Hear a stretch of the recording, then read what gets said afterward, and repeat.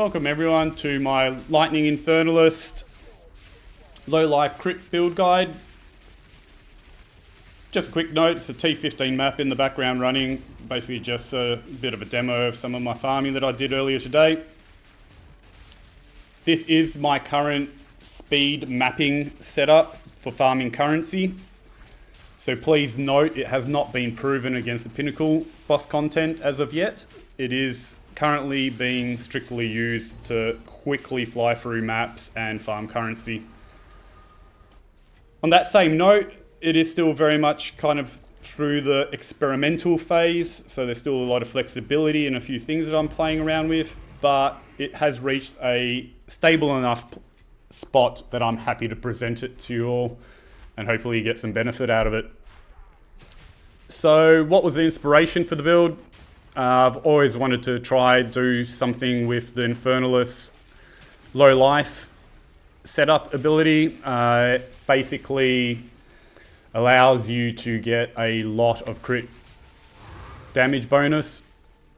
Also, I wanted to do something with the infusions. So like I said at the start, it is a lightning build. It is very much utilizing Arc comboed with Orb of Storms to get its infusions, and also Firewall sometimes to get lightning infusions to boot on top of that as well, or to consume, I should say.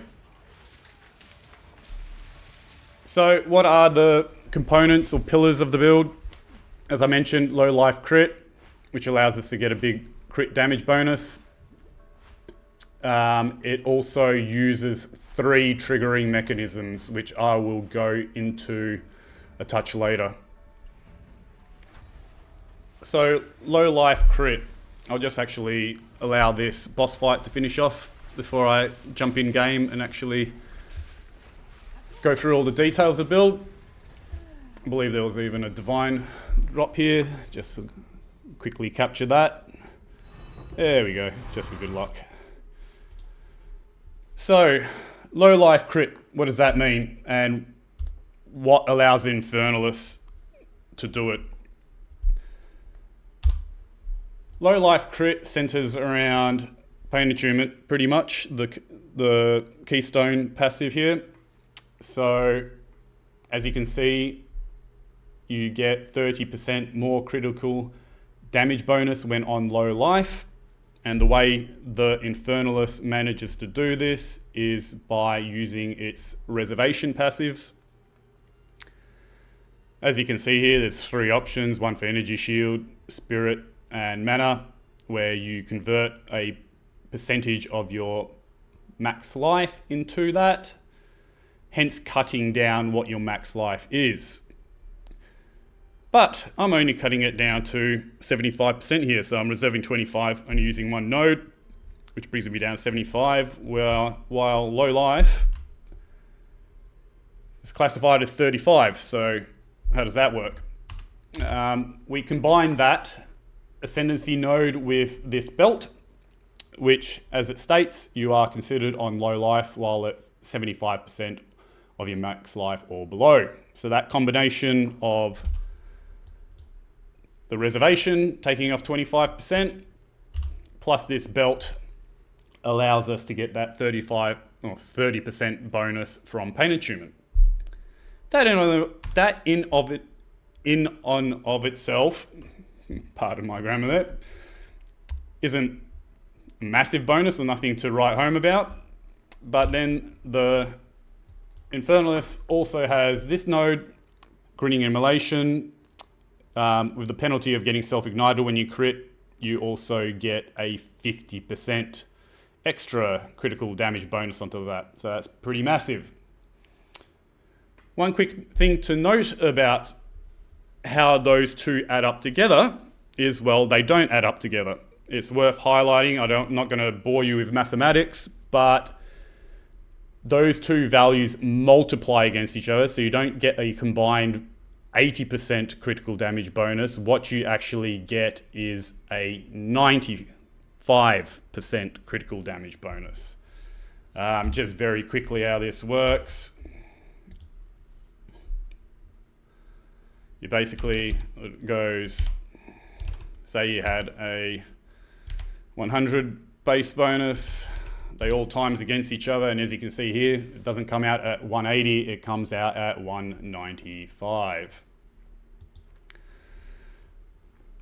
So that's the low life crit part.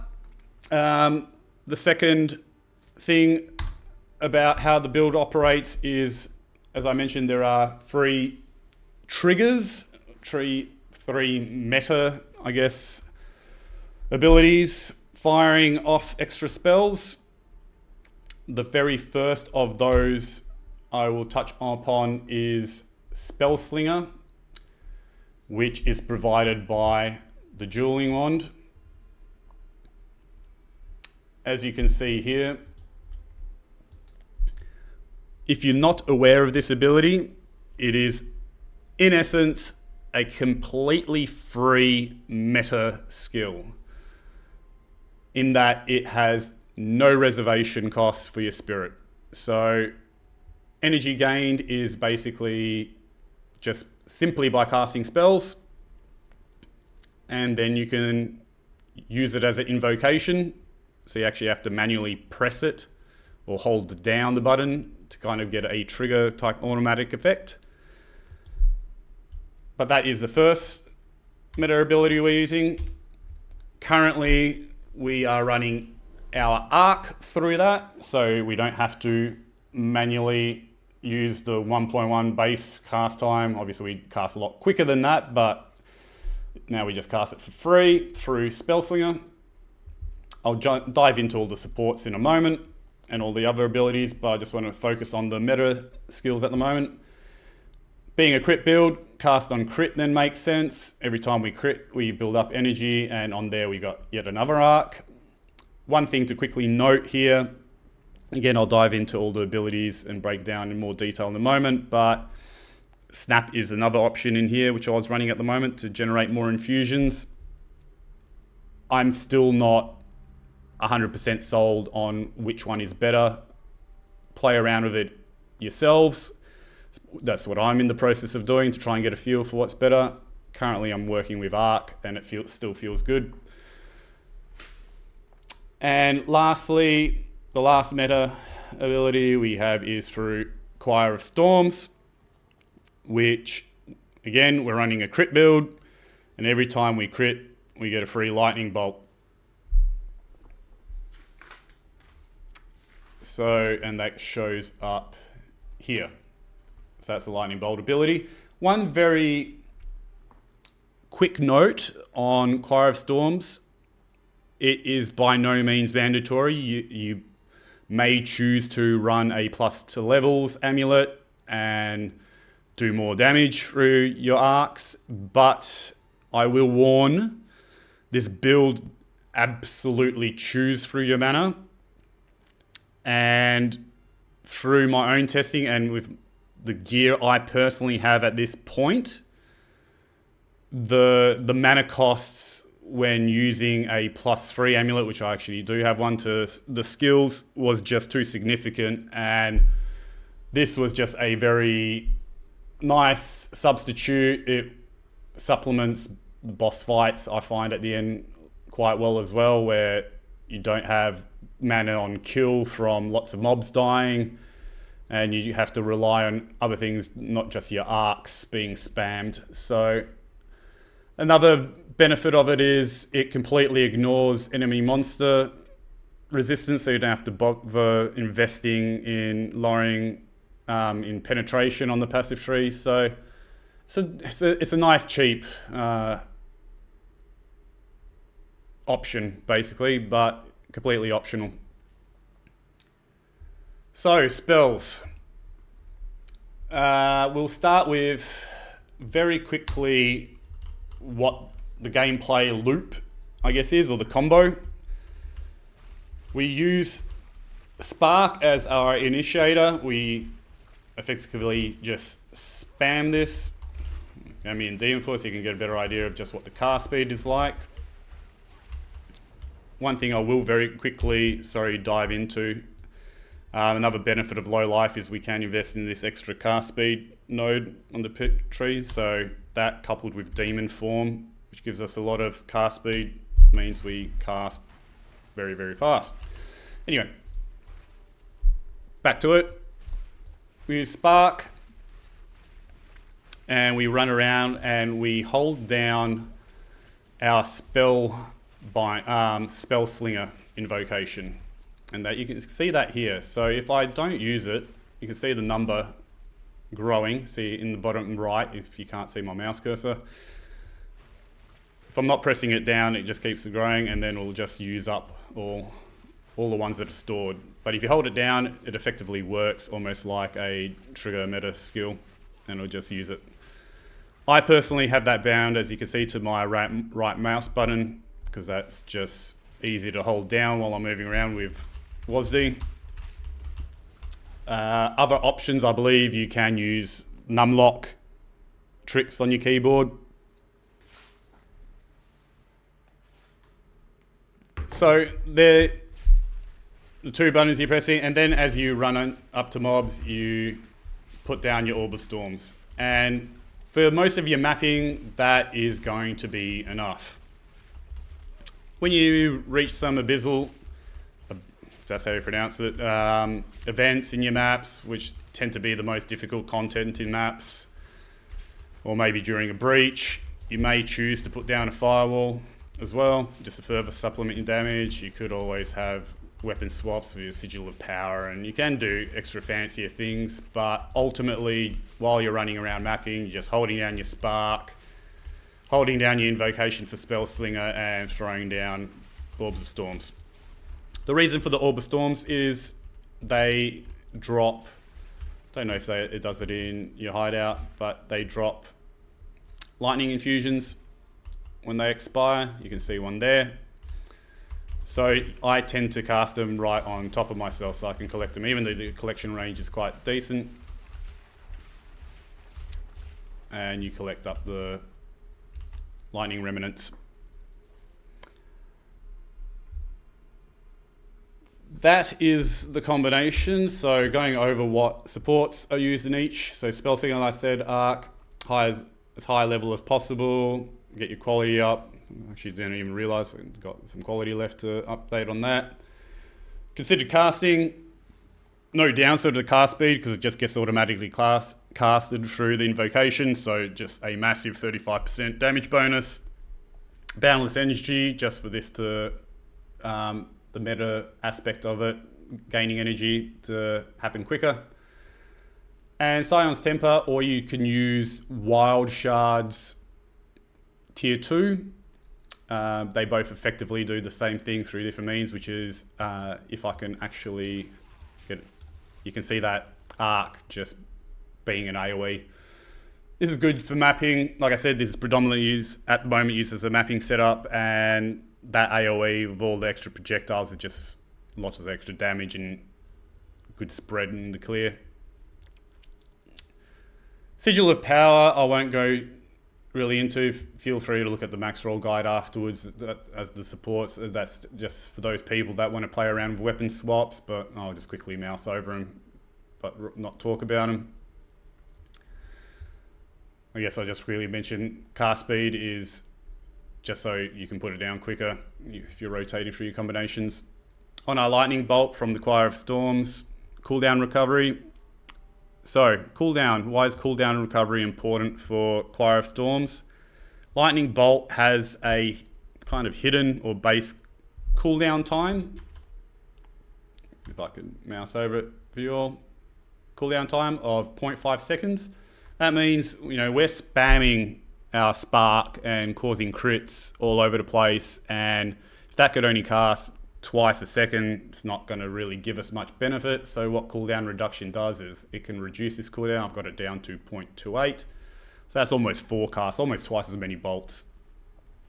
So that's one thing which is good to try and reduce. You can do that through the Sport Gem. There are also nodes on your passive tree, which I'll get to, and some things you can do on your gear as well. And I think jewels you can get it through as well if you really want to dive into it. Anyway, concentrated area. The area of effect loss isn't significant because our arcs and Orb of Storms are doing a lot of the AoE. This is more so for the single target assistance.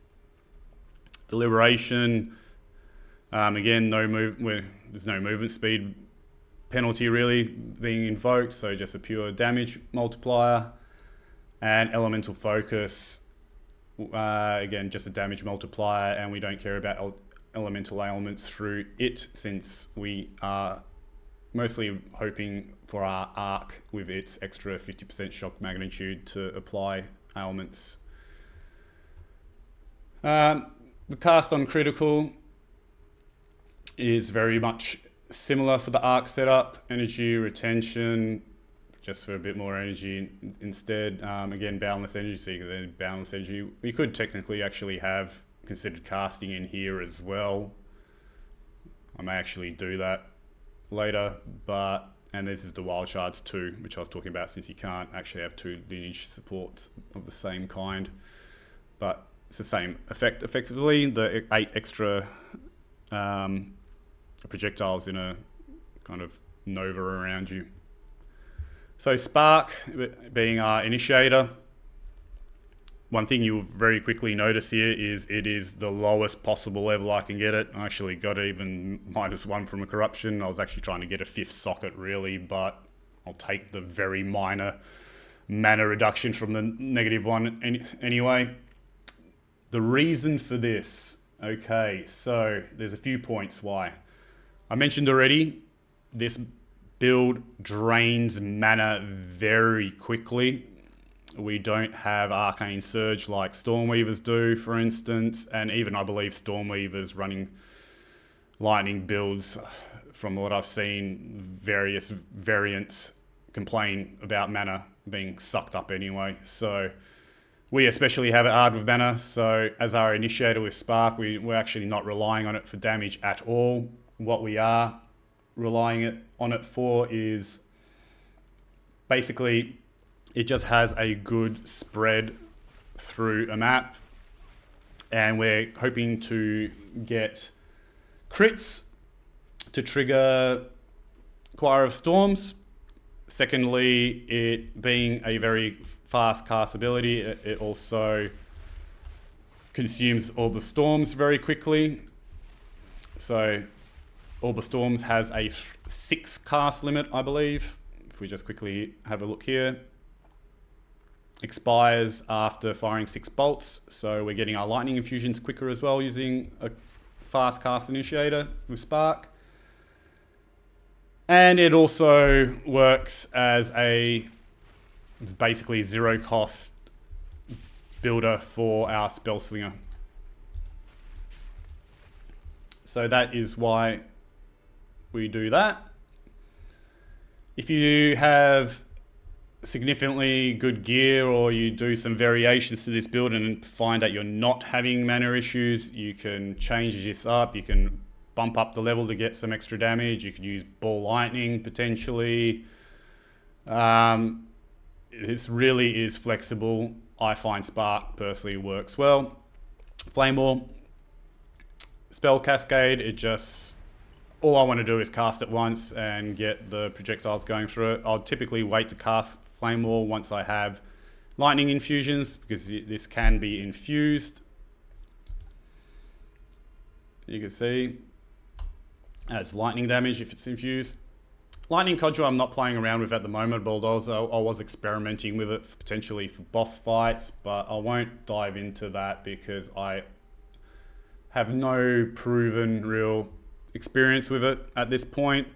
Frost Bomb as well, just more light exposure on bosses, but as you can see I'm not running it at the moment either, so I'll jump over that.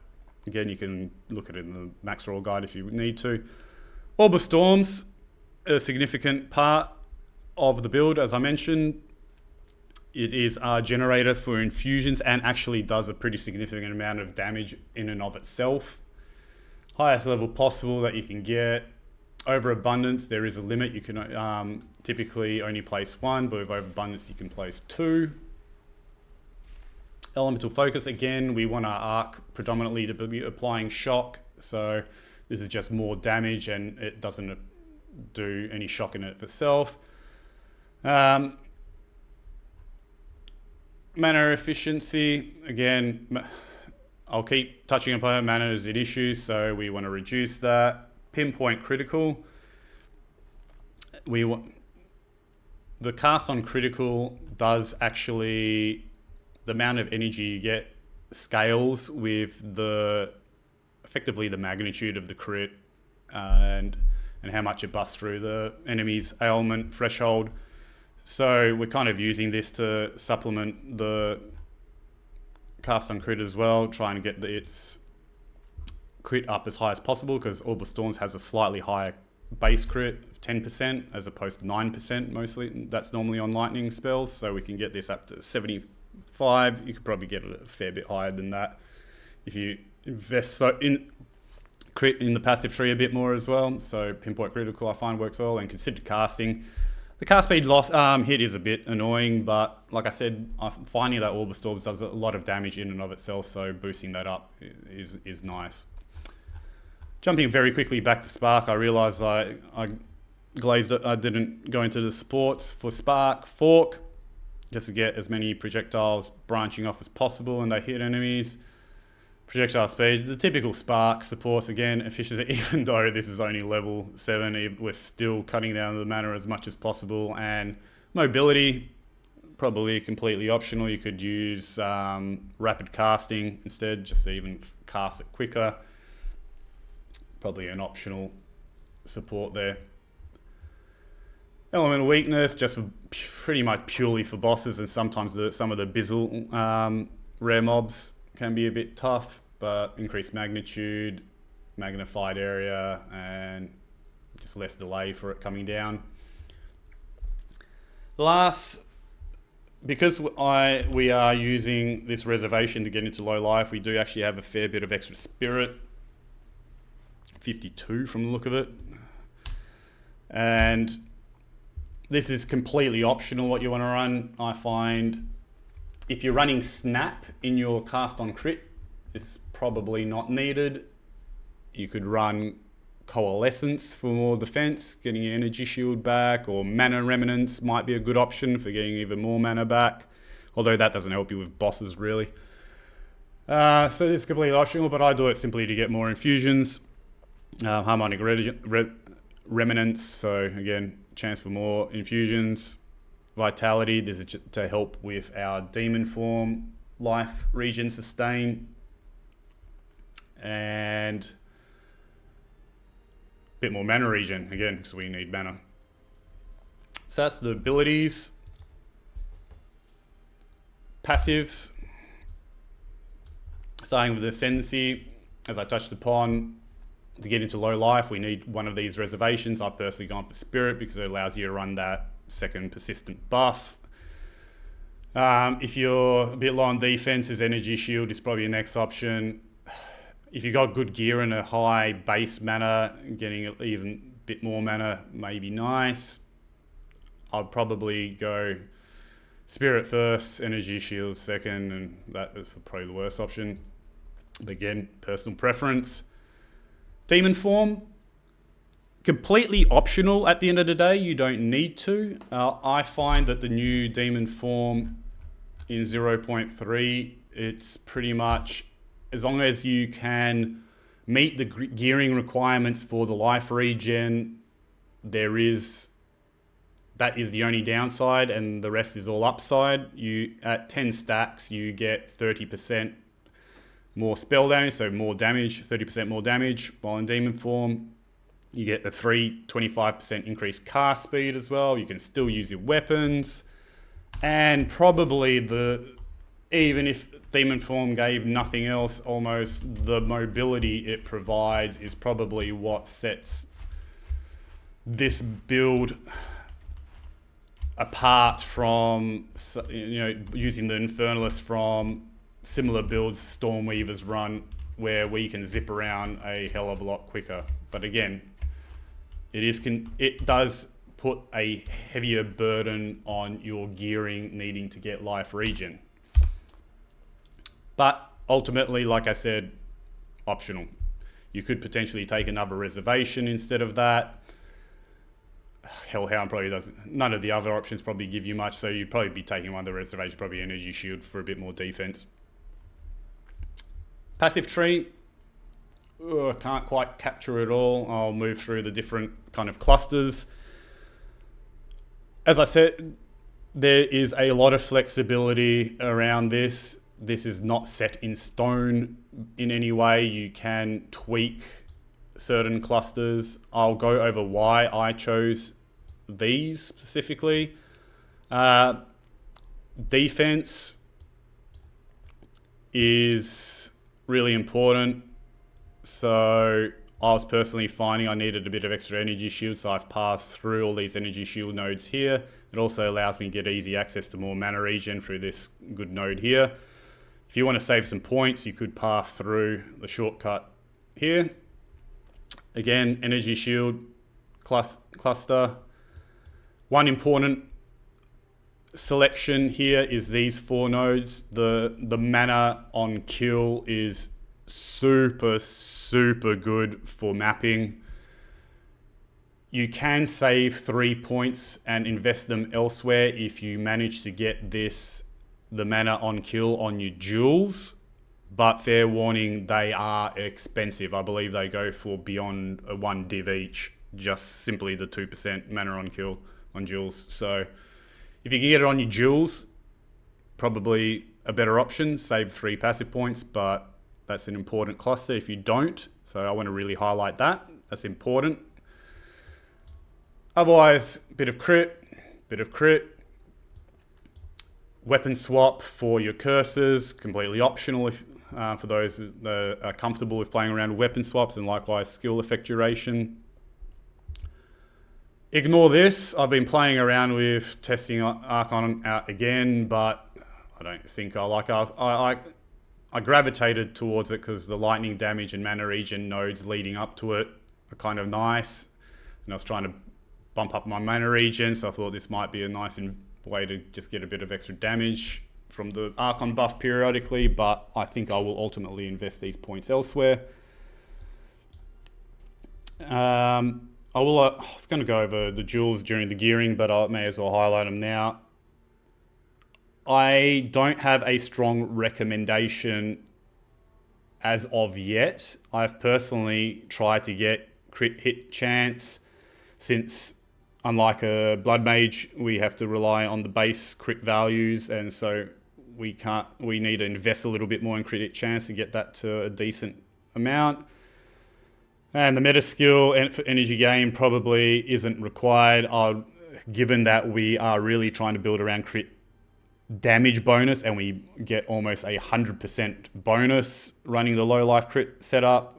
You'd probably want crit hit chance and crit damage bonus, but again, they'll probably be very expensive jewels. So other options are elemental damage, spell damage, energy shield. There's plenty of options on the Sapphire which help out this build. Like I said, mana on kill would be another very good one, but again, an expensive option. Otherwise, you can get Heart of the Wells. I've actually had a few of these drops, so you may have as well. You can get a whole bunch of very nice stats on this. I'm pretty happy with this one. All for a beneficial movement speed's always great. Skill speed, it's a very high roll. I think normally on jewels you can only get 4%. So 7, bit of mana regen and cooldown recovery, and max 15% roll as well, which helps out with our Choir of Storms, which I'm personally running. Anyway, I digress. Back onto the passives themselves. I have quite low life, just due to the way I've got what's on my gear, and I was actually finding I was getting stunned quite a bit. These kind of mini stuns. So this little cluster effectively converts your energy shield to stun threshold and element threshold. You do notice a pretty significant benefit from investing in these 3. So I'd say they're pretty important, unless you've got a high life value, which by itself gives you enough threshold. Bit of energy shield, cooldown recovery, since we're running Choir of Storms. these are probably optional. Choir of Storms isn't maybe a significant part unless it proves to be for bossing the pinnacle bosses, but these 3 points could potentially be invested elsewhere. This is an important node. We are running low life, so it just gives you a big cast speed increase. Really good value node there. Bit of elemental resistance, elemental damage. Again, a big increase elemental damage. This is a big node, Storm Charge. And we're obviously pathing through the Pain Attunement. In the other direction, this is a big mana regen node. We're always moving around. Crit. Energy Shield, Recharge, Start. Helps a lot. Just basically gets your Energy Shield charge you back up after you take damage a lot quicker. Crit, lightning damage. This is basically a multiplicative buffed lightning damage, but these points potentially could be optional, but we're running lightning, and this is always a very good node for any lightning damage build. And obviously a big crit cluster there. So that pretty much sums up the passive tree. Typically in the in the crit clusters, you'll notice I've typically navigated through the crit hit chance as opposed to the damage. Not sure that's the best. I haven't played around with the mass and checking the tooltip damages, but I suspect, again, since we're really focusing around the low life with the big crit spell damage multipliers in our build, it's probably better to go through the crit damage bonuses, so just keep that in mind.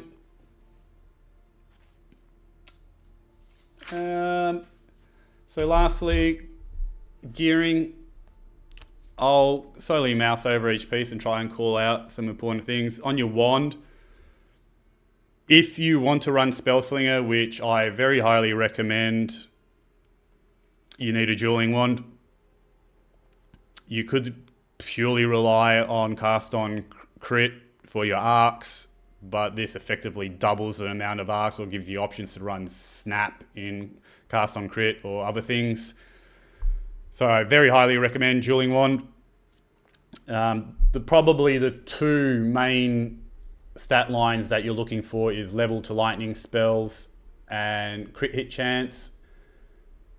Since we're not, as I mentioned, since we're running into mana issues when the spell levels get too high, this build probably isn't as dependent on spell levels to get all of its damage, at least from a mapping perspective, as other builds are. So these plus level the spell skills, wands and foci, running into very expensive numbers as more of these builds get popular.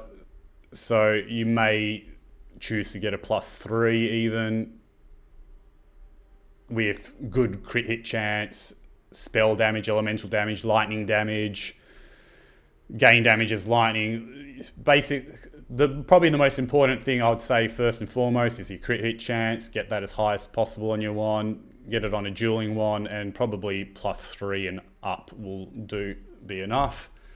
Foci is similar crit hit chance, plus the level of all spells. Ideally, rather than resistance at the bottom there, you would have cast speed as well. And then spell damage, lightning damage, energy shield is good. And then socketed with more cooldown recovery just to complement Choir of Storms. Very quickly, very much recommend this rune for your wand. 25% chance to spells to fire 2 additional projectiles. Just fantastic for arc. And I don't believe I think it's very inexpensive as well. The foci, in case it caught your eye, +3 and went, oh shit, how expensive are these? See my day 2 recap video or just YouTube and see someone. I think there's plenty of videos now circulating. Do not buy a +3 level of spell skills foci. Craft one yourself. You will want it. I'm not going to waste time diving into it, but it effectively centers around this essence. You buy a foci with all the other stats you want, and then you slap this on it. If it's got full suffixes, it always goes into your suffixes and gives you the +3 levels. So crafting. And on that note, before I dive into the other gear, I have pretty much none of the pieces that I have in my setup. Some of them might catch your eye and they may look expensive, but I don't think I've spent more than, I don't want to even exaggerate, but probably less than 5 divs. Let's just even say 10 if you really want to be safeguard it, but it has not been a massive investment in the gear because I've basically crafted almost everything. And by crafted, I mean, what I typically do is find a piece which has got 3 or 4 of the stats that I want, and then I desecrate it. So you can see here, you can see the kind of green tinge on stats. So you can see a desecration there, desecration there, desecration there, there. Most of my pieces I do get, sorry, I make by doing that. I go into the trade site, look for some of the main stats. Typically, most gear like boots, for instance, have movement speed as a very expensive stat, and you can see here I've just desecrated it on. So I needed life regen with resistances. I bought boots with that, and then I desecrated and got lucky and got the movement speed. There's also an omen which I believe you can run. Not I believe, because I've used it quite a lot, which you can use, which allows you to even re-roll the desecration reveal, I think, as many times as you want. Oh, I think once maybe, but I haven't tested around because they're not too cheap, those omens, but you can increase your chances of getting the stat you want.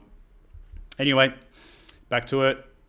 Life regen, you'll see on one ring, other ring, boots, helm, and chest. So basically 1, 2, 3, 4, 5, all 5 pieces you pretty much will need to get life regen on, and as high as possible.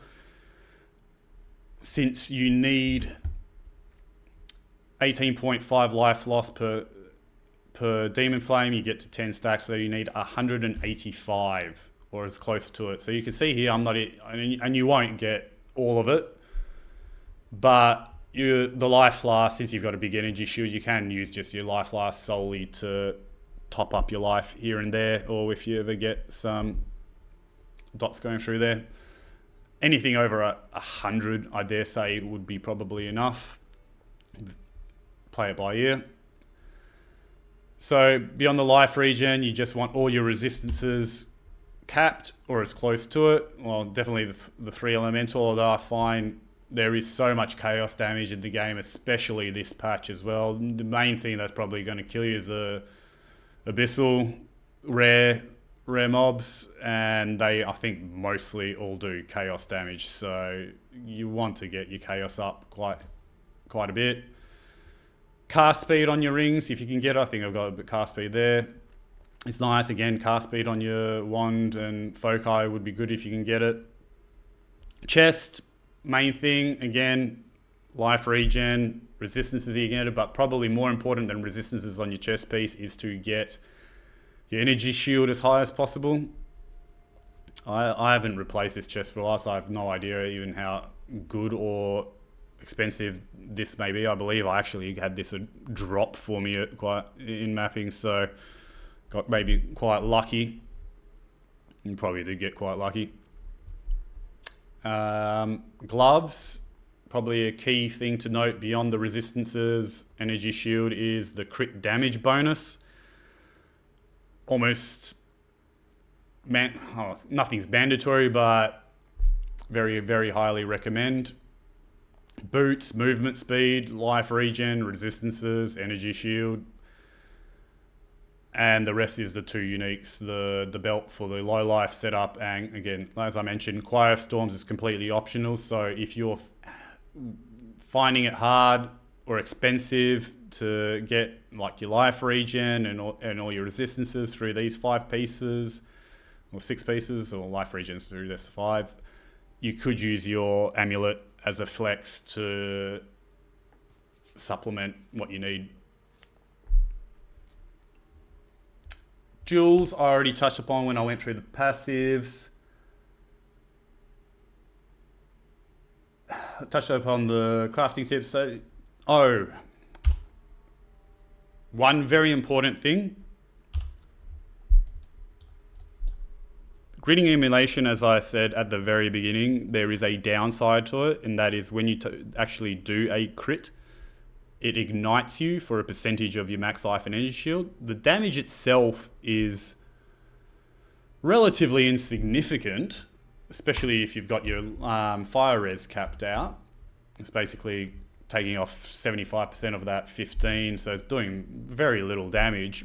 But the big issue with that ignite is ignite stops your energy shield from recharging, and pretty much I'd say 95% of the time when I've died, it is because I'm running around with no energy shield because I've got an ignite on me from that ascendancy. It doesn't, and the only way I have been able to find to alleviate that as much as possible, there may be better ways. Please, if you know some other tech which is better than what I'm about to show you, please leave a comment below the video. I'd love to know, but I have effectively made sure to get 3 charm slots on this belt and just stack nothing but dowsing charms in it with increased duration and ideally charges per second, or increased charges gain. You basically want to get the ignites. You want to get your immunity to ignites triggered by these charms rotating through these 3, ideally with no downtime. So that's how I've been able to combat grinning immolation for the most part. The other way is sometimes your best defense is simply staying at range if you're having issues, and the demon form, as I mentioned, the mobility is arguably one of its biggest upsides. You can dodge and just run away from things really well with that. So if you find your energy shield isn't recharging, run away. Or another option you can do also is just get out of demon form as well. Actually, probably that doesn't help at all. So no, stay in demon form, run away. Best thing I can tell you. Spam your life just in case the backup energy shield completely falls through. And that's all you can do. Anyway, that pretty much wraps it up. Please, if you found this interesting or enjoyed it, found any bits and pieces helpful, please like or subscribe. It helps out the channel tremendously, trying to get to those 1,000 subs. And just on closing, I'll probably just play this map from the beginning and just let it run through so you can get a completely raw view of what a map experience might be like. As I mentioned, this map had some pretty crappy mons on it. I almost died there straight away at the start. Chilled ground, which if it looks like I'm going through a bit slow at times, it's basically that chilled ground just constantly slowing me down, which is again why demon form is really helpful. If you do have a mod like that on your map, you can just dodge through and still have decent mobility. We'll give you an idea of all the combos I'm running through as well. Yeah, I'll just leave it at that. All the best and enjoy.